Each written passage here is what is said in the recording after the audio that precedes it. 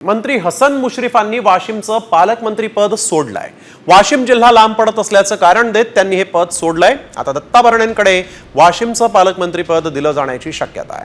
विशेष म्हणजे हसन मुश्रीफ कोल्हापूरच्या पालकमंत्रीपदासाठी आग्रही होते, मात्र त्यांना वाशिमचं पालकमंत्रीपद दिल्यामुळे ते नाराज असल्याची चर्चा आहे।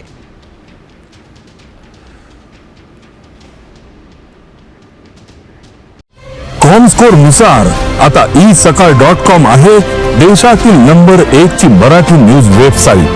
प्रत्येक अपडेटसाठी isakal.com ला नक्की भेट द्या।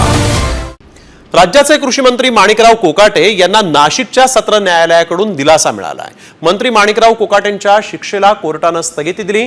कोर्टाच्या या निर्णयामुळे आमदारकीवरचं संकट टळलंय। खोटी कागदपत्र देत मुख्यमंत्री कोट्यातून सदनिका लाटल्याचा आरोप माणिकराव कोकाटेंवर आहे आणि त्यासाठी त्यांना 2 वर्षांची जेल आणि 50,000चा दंड ठोठावण्यात आलेला आहे। आणि या शिक्षेमुळे कोकाटेंचं मंत्रिपदच नाही तर आमदारकी देखील धोक्यात आली होती।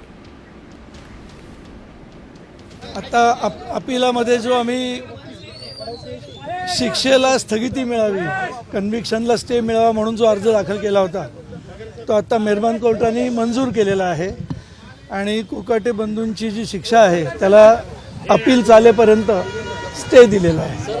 म्हणजे आता 2 ऑर्डर्स झालेले आहेत। एक शिक्षेची अंमलबजावणी स्थगित केली होती सुरुवातीला, आता पूर्ण शिक्षा स्थगित केलेली आहे, स्टे केलेला आहे।